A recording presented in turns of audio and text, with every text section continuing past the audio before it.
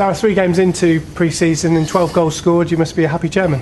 Yeah, goals is a magic recipe for success, always has been. It's what's been missing for a period of time, which we're not used to since I've bought the club. So, very excited. Look, can't read much into pre-season games. However, winning feeling is always a good feeling, and scoring goals is always a good feeling too. And not only that, but there's lots of players getting assists. Never mind scoring. I think Marcus has got 4 assists in 3 halves that he's played. JT's got 3 and 3. Joe the goal Gormley's off and running. A couple of goals. I think Connor scored and had 2 assists last night. So very good, but not just the goals. I mean, that's pretty unfair on some of the other players in the team. There's been some great performances throughout the spine, and we're all enjoying it. It's been a really, really good camp, and that's a cliche, but you can say it every year. It's a good camp. The proof's in the pudding when the league starts, But from starting at ground zero again and everything else, we're all collectively very happy with how the progress is going. Yeah, I think outside the camp, people don't realise what strength is coming behind that first team. Correct. And obviously, last night we saw Toby Adebayo-Rowling, Brad Maslin-Jones, and they stood out, didn't they? There's the usual doubters and whingers and moaners saying that the squad's not been strengthened, this hasn't been strengthened, that hasn't been strengthened, but as a club, you have to back your youth. When do you back your youth system? After 9 years, when do you say, well, we have to back them? Because I can easily go out and get the management team another right back to compete with Michael Smith. That would be very unfair on Toby, who's been given a contract recently, and that contract backs our belief that he can now kick on. He's been tremendous. He's had a great pre-season. He's done very well. However, he's young, and with youth comes inconsistency, but we have to allow that and back that. In defence, we can easily go out and get another central offender. We've obviously got Rico, we've got Gabby, we've got Briz until Briz leaves, and we've got Jack Bolden, who's flying, who will be back. And again, we go out and get a centre half too. You can go out and get them. It's not an issue. There's never been a drama over that. But again, we've got a youngster in Brad Maslin-Jones here who has impressed everybody with not only his defensive aspect. This is a kid that started, I think, in midfield. He's moved back as a centre back, and he looks a class act if you watch the games. Very composed, very comfortable on the ball. Everything we love in a centre half usually. So again, it would stunt him and stop him coming through. So at left back, we've obviously got Cozzy, and people are worried about that. And we forget Cozzy can slot into centre back too. But you've got also there, we've obviously got, we keep calling him a trialist, but we will be doing a contract soon with him, and he's come in and done very well. A great lad who I think will be a bit of a gem for us, and we're very, very happy with him. Played at left back last night, some of the balls he put in. He's going to compete with Cozzy. So we're comfortable there. You look down in midfield and you think, well, on the wings you've got Marcus and JT, and then you've got young Harry Anderson, who's absolutely breathing down their necks. So for the management team, it's a tough one, because he's impressed in every game. I think he set up, in the first half alone last night, 3 absolute easy chances that our strikers at the time all missed. So, but he did his job, and he combined magnificently down the right there with Toby. So on the left side, we've again got another youngster that we'll be doing something with, that used to obviously be with a Premier League club, who we think will complement the 3 wingers. So there's 4 wingers. You go to centre midfield, and you've got Jermaine, who, and I'm not going to build Jermaine up too much because the fans criticised me for that before, but he obviously played with an injury. He's now fully fit. He's a year older. He's stronger. And the word for him this year is domination. He has to dominate League One midfields, even at the tender age of 19. But he's got it all. But that's on him. We can only give him the support and give him the space to play, and then the rest is on him to impress and go out and do what he's got to do. You've got him and Bozzy. You've then got Jack Hollison, who we're obviously managing, and who's going to play a lot for us this season. You've then got Harry Butyman, who was flying up until he got injured, so we were gutted he didn't come to Ireland with us. He's basically going to hopefully get minutes next week. Outside of that, you've then got Joe Newell, who hasn't left yet, who's played in central midfield last night, and he was man of the match. He was tremendous, and we all know how good Joe is, but it's now turning that into goals and assists, which will really kick him on. But we obviously have interest in him, so we're not too sure he'll be here. There are clubs talking to us right now, even last night, about him. So they're alone, just in that side of the squad. You think to yourself, yes, that's a very, very, as an 11, it's a strong 11. As a squad, it's a good squad that can get better and gets as a strong squad. Do you know what I mean? And we're not going to turn around and say it's the best squad we've ever had. We've made those mistakes before. Up front, you've then got Joe the goal, you've got Connor Washington, and they're combining magnificently. And then you've obviously got space once some others leave to bring in more there, so as backup. So we feel options-wise and everything else. We never wanted a massive squad. We don't want a small squad either. But we wanted a competent squad, and a squad that we feel will do the job for what we want to do, which is promotion. That's our only aim this year, ruthlessly by hook or crook. That's where we're going, promotion. Nothing else will do. Nothing else will be good enough. So, but not only that, we want to score a lot of goals. We want to impress, and if people have watched the way we've played in the pre-season games, the football's been great. You know, everyone looking like they're enjoying their football. But again, proof's in the pudding. Come start of the season, the lads have to take that into the season. So, you know, we've got a great blend of experience and a lot of youth. I sat yesterday with the player committee, and you got people like Ben in there, you got Gabby, you got Michael Boswick, you got Jack Collison, and Michael Smith. There's 4 or 5 guys there with a lot of experience, you know, even though they're all still in their mid-20s. And it's their job. They know they won't get promoted unless they keep the younger players at a certain level, and through highs and lows in the season, keep them up there. And if they can do that, we'll have a very, very good season. That's what it comes down to. So we have to back ourselves. It's not about going cheap. It's not about, well, I'm not backing the manager, or I'm not helping to strengthen the squad and whatever else. It's about backing us as a club to do what we feel now is the time to do. And that's what we're really confident about doing, and I'm really confident about it. But I'm enjoying it. I'm enjoying what I'm seeing. But it'll mean diddly squat unless we start the season well and we finish the season well, because that's what it's all about. Yeah, Jack Collison, obviously one of the some of the signings that's come in, and he's a player who's obviously got Premier League experience. And when you have a young squad, it's great that you have that experience to be passed on. He was signed for 2 reasons. One was to get a good few games out of him this season. We feel we keep him fit and get him fit, and in that midfield he could be one of the best midfielder in the league, bar none. Secondly, to do some coaching and to help out with Grant and obviously the gaffer and the management staff, and you know, Jack's looking at a coaching career in future as well. You know, he knows that that's his next step, and how he is with the younger players and the way they look up to him, and he's got an aura about him. He's a lovely man. He's a great guy, and I just think he's a brilliant addition to our football club. So I just think he'll be priceless for what he'll do in the dressing room this season. Yeah, we mentioned Joe Gormley obviously scored 2 in 3 Correct. games already, and obviously scored a hatful of goals for Clifton. And he seems to have settled so quickly. He's a goal scorer. You know, he is a goal scorer, I promise you.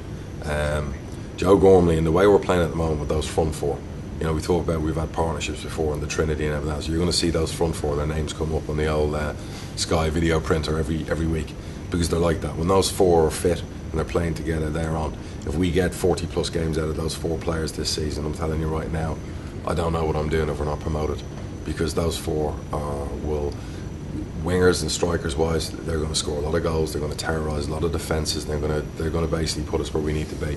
And Joe is a big part of that. We were missing that key ingredient last season, and as much as everyone was disappointed last season, we fell short by 5 points. And the question I'd ask is if we'd had another goal scorer in those games, or if either Marcus Maddison or John Taylor had played 5 more games. Bear in mind they only played half the games for the season due to injuries. If they played 5 more, would we have got the 5 points? You look at our win percentage with them in the team, it's a massive difference with them than without them. So we're very excited to see what happens with Joe. We think Joe is a great acquisition, but we can't put him under too much pressure either, because of the level he's come from, and he's coming over the sea and he has to settle and everything else. But as a lad, he's settling great. His teammates respect him, they love him, they enjoy playing with him. So we feel very confident that he'll have a very good season in front of goal. Golden boot time for one of them. The players that obviously aren't with us obviously have had interest in them as Sure. a number of players on the transfer list. What can you just give us an update on where they are in terms of how close they are to departing? Yeah, sure. Jack Payne, we've obviously had bids for him. We're in negotiations with obviously a club that's out there. Everyone knows he played last night. Their management team want him, and a fee has been provisionally agreed, and now it's up to their Italian director of football to rubber stamp that. So we're just waiting for that to happen. If that doesn't happen, there's another club that he'll go to instead. Joe Newell, there's been interest in from 2 championship clubs, and we expect that to progress. If it doesn't, it doesn't. He's a very, very good player, and we're okay with Joe staying. But obviously, if a club comes in for him, we're going to agree a fee and let him talk to them. Kyle Vassell, we've had a couple of League 2 clubs come in for him. They haven't quite matched our expectation yet for what we expect, but we'd expect something to happen there. Obviously, you've got Kane Ferdinand. His agent turned down 2 league clubs to speak to because he didn't have time to go and speak to them at the time. I wasn't happy about that because he's got a year left on his deal and he's got to start thinking about his football career. people talk about me ostracising players when they're on a transfer list or mistreating them, whatever else. I don't mistreat anyone. They get paid their wages. We try and help find them clubs. We line up other clubs and deals. It's then up to them to talk to them and bring it to the next level. If you're a young player, you want to further your career, you go and speak to a club. You don't ignore them and not show up to speak to them. That's rude. It gets out there. It's not right. So some players have to get their act together. Briz, again, we had clubs up in the south who wanted to take him, but he made the decision that he wanted to go home north. So again, I can't get my head around that one. It's his prerogative to do that. However, as a footballer, I certainly wouldn't put geography in the way of myself further in my own career. And again, he's a younger player, and sometimes you have to look outside of that to further your career. Who else there that I haven't mentioned? Erhan. Yeah, simply put, is that I love Erhan. I'm very fond of him, and all this stuff that we've ostracised him, not brought him on tour. When we sat down in May, he was not one of the players transfer listed. The management squad were quite confident that Erhan was going to play a part this season and help us with what we had to do. And obviously he's come back pre-season and he played against Dulwich, and I'll be honest, I wasn't impressed with him against Dulwich, and I think in a game like that he should be dominating. And yeah, he's not playing in a number 10 role, or he hasn't got a free role, but he has to be able to adapt to the way the management team want to play, and we're playing with width. So Erhan's looking at Marcus Maddison, he's looking at John Taylor, and then in that game against Dulwich you got Harry Anderson on the other side of the pitch, who's dominating in the game, scoring a goal, setting up goals and helping his full-back and basically adapting and playing. And he's running through a brick wall, because there's 24-old players running through a brick wall to get into the first 11 come August the 8th or whenever we kick off. The following day after the game, his agent contacted me. I'm out with my wife. I got a text saying, look, he's Erhan's agent here. I'm basically, he doesn't want to be a sub and he'd like to go out and get games. So I'm going, well, we're 2 seasons into pre-season and we're already kind of waving a white flag. His agent, I'm not saying the lad, saying that he wants to go and out on loan. Well, that's not what we want from players. We want players focusing to be here and fight for their places. So I'm not ostracising them. So the decision was taken, okay, we'll leave him behind in case a loan possibility came up so that he could go and speak to another club. There was no point in bringing someone to Ireland who wants to go out on loan. And since then, Erhan's come in and spoken to the management team that maybe they got it wrong and he's going to put his head down and work hard. Well, we're in Ireland by then. So, plans change. So people say, well, you're ostracising them by not taking him somewhere. It's not like that at all. And the management team are not like other management teams. They won't do that. If Erhan works hard and puts his head down and he's still here and he's available, he has an opportunity. But it's like everyone else. No one has a divine right to be in the first 11, and the management team will tell you that. Nobody does. You have to train hard, work hard, but you have to impress as well. You play matches and you play in these games, it's all about impressing. It's all about breaking into the first team. You look at performances last night and you go, well, Harry Anderson's breathing down everyone's neck.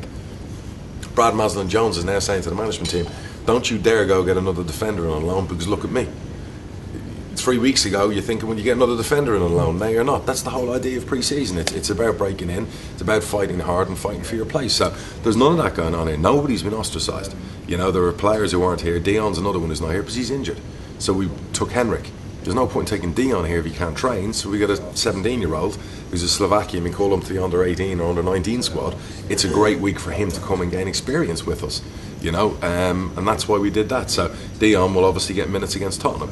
And people talk about, well, we don't have enough numbers, we're not strong enough. Trust me, the spine and what we have going on, and yes, we've got a lot of teenagers in the team and whatever else, but that's the whole point of why we're here, is to see those players kick on now, evolve and step up to the next level. So absolutely no one has been ostracised, and I resent anybody saying that, and it's wrong to say that, and it's a typical nonsense that's thrown from a load of negative people who've got nothing better to do than bitch, moan and find a reason just to have a dig at the club. And to be honest with you, I'm tired of that. I'm right at the end of my patience with the nonsense from some of the so-called fans who are making those crappy statements. Yeah, and some of those fans on social media actually every single day, how many players are going to be signed, when you're going to sign the next player, when you're going to do this, when you're every going to day, do that. every day, frustrating. Every day.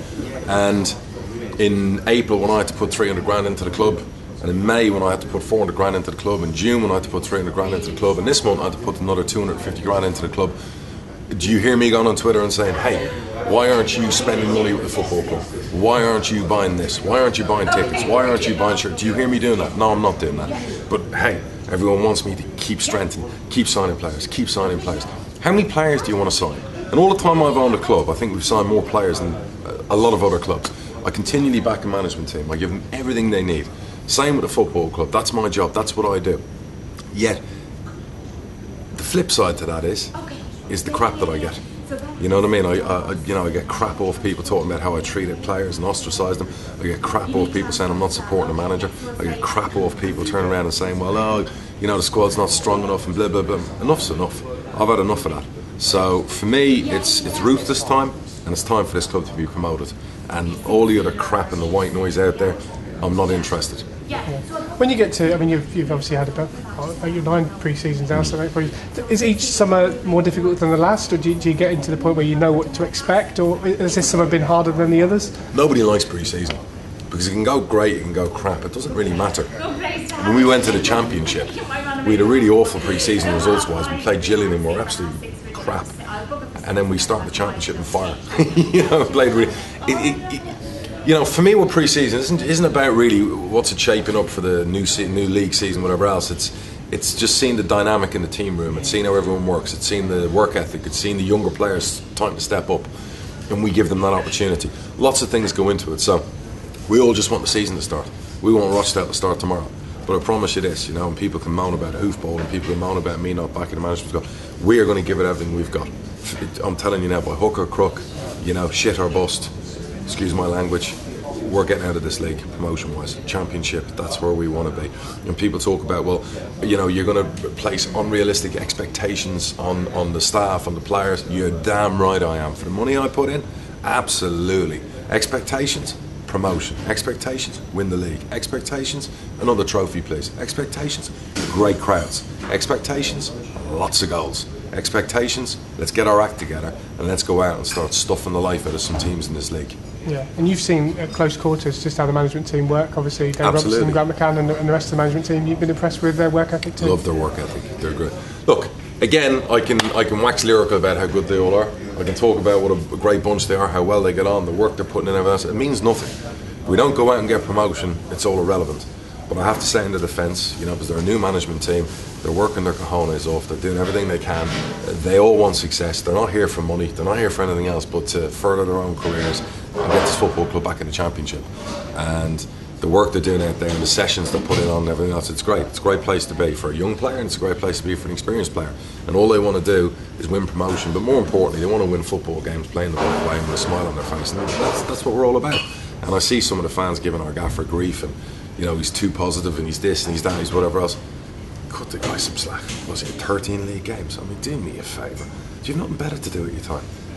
This guy, all he does is work night and day. That's all he does, is to try and get this football club back to where it needs to be.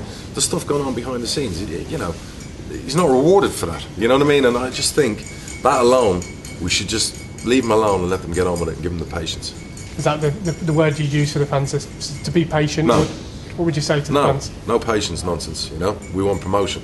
Yes, what I'm saying to the fans is expect promotion and expect goals. And yes, if we don't win promotion, if we don't score loads of goals, above all else, moan at me, hold me responsible, hold me accountable. I'll put my hands up and I'll say, no problem at all, maybe my time's done. So, but leave them alone, let them get on with it. 1 game in, 2 games in, 8 games in, 9 games in. It's not a, what's the old saying in life? It's not a sprint, it's a marathon. Is that what they say? That's what a football league season is. But we want to hit the front early on and we want to stay there. And we haven't done that recently, and we need to do that. And what we need to do is we need to go out and batter teams and send a message out that we're here to mean business.